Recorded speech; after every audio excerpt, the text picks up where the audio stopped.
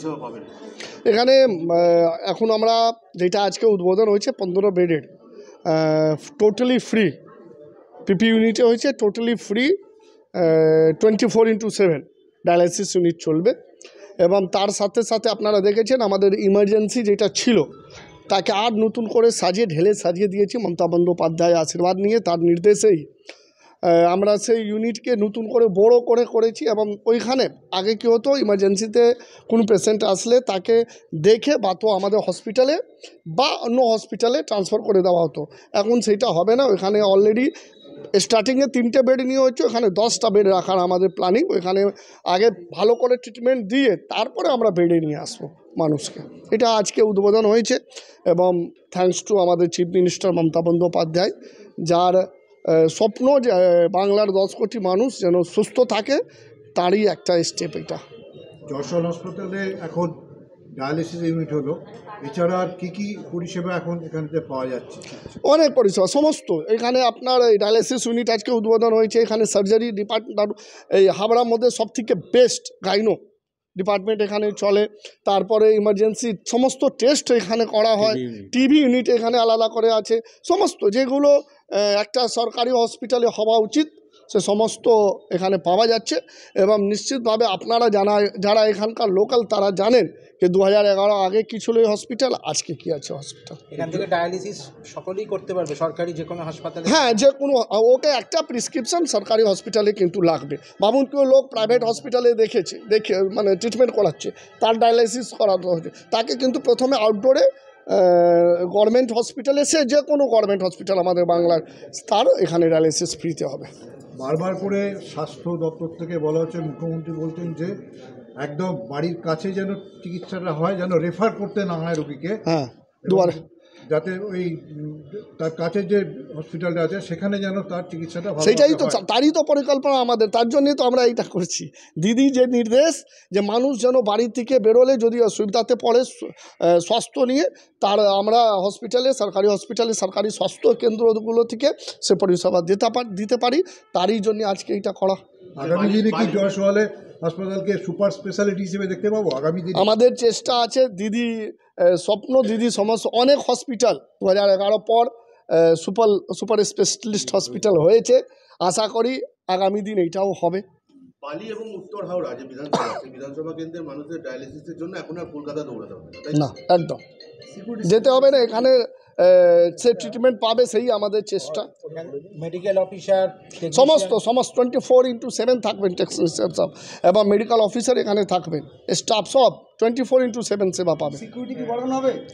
হ্যাঁ, বাড়ানো হচ্ছে, একদম অলরেডি প্রপোজাল চলে গেছে, সেটাও বাড়ছে।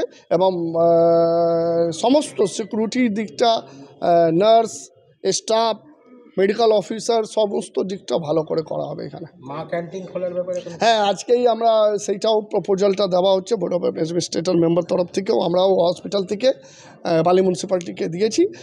মেবি সামনের মাসে এটা হয়ে যাবে। মা ক্যান্টিন সাধারণ মানুষজনের 5 টাকায় যে প্রকল্পটা দিদি সমস্ত হসপিটালতে চালু হয়েছে, এই হসপিটালও হবে।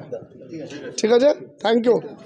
আমরা প্রতিটি জায়গাতেই আমরা যেটা চেষ্টা করছি যে সব জায়গায় আমাদের পরিষেবাগুলোকে উন্নতি করানোর চেষ্টা করছি।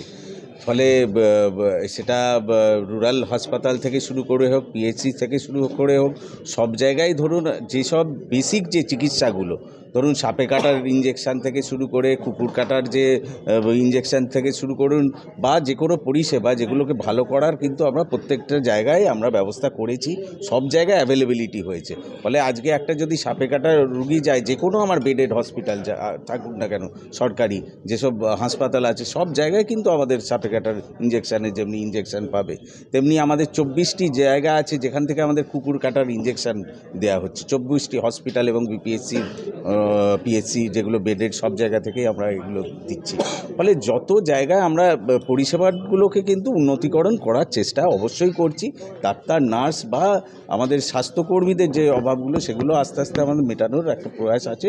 সেটা আমাদের প্রত্যেকটা জায়গায় ইনফ্রাস্ট্রাকচারাল ডেভেলপমেন্টের দিকে আমরা কিন্তু স্বাস্থ্য দপ্তর অনেক নজর দিয়েছে। আমাদের সাবসেন্টারগুলো থেকে শুরু করে অনেক বিপিএসসি, পিএসসিগুলো কিন্তু এই ইনফ্রাস্ট্রাকচারালি কিন্তু অনেক বেটার করার এবং IPHS যে স্ট্যান্ডার্ড সেই অনুযায়ী করার লক্ষ্যে কিন্তু আগামী দিন আমরা এগিয়ে যাচ্ছি।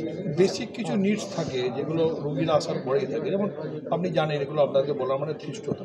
এখানে বেশ কিছুদিন ধরে যেমন এই অর্থোপেডিকের একটা প্রবলেম ছিল, কারো হঠাৎ রোগ লাগলে ঠিকঠাক বেশ কিছুদিন ধরে বরবন্ড হচ্ছিল।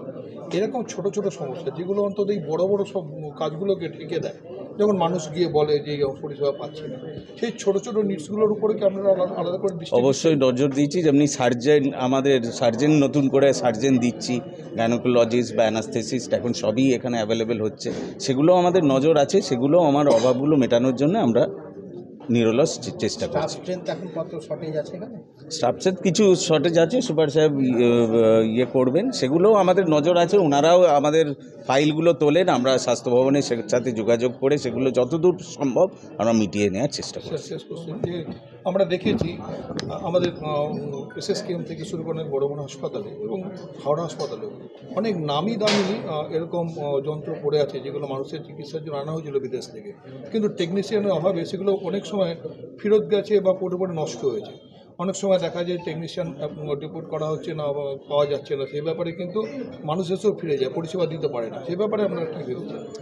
সেইগুলো আমরা যেমনি ধরুন সেরকম আমি এইটা নিয়ে পুরোপুরি আমি কমেন্ট করতে চাই না, তো এগুলো বলতে চাই না, কিন্তু আমাদের যে হসপিটাল আছে সেখানে যেগুলো আছে সেই সব ব্যাপারগুলো আমরা ওপরের সাথে কিন্তু সবসময় যোগাযোগ রাখি, যাতে যে ইনস্ট্রুমেন্ট বা যে জিনিসগুলো আমাদের আছে, যেমন পরিষেবা দেওয়ার ক্ষমতা আছে যে হসপিটালগুলো, যাতে আমরা সেটা দিয়ে উঠতে পারি, সেটার জন্য আমরা কিন্তু সর্বক্ষণ আমরা কিন্তু স্বাস্থ্য দপ্তরের সাথে ওপরের তলার সাথে সবসময় আলোচনা করি এবং সেগুলো জানিয়ে রাখি। অবশ্যই যেটা সুযোগ সুবিধা মতন সেগুলোও চালু করা যাবে এই আশা।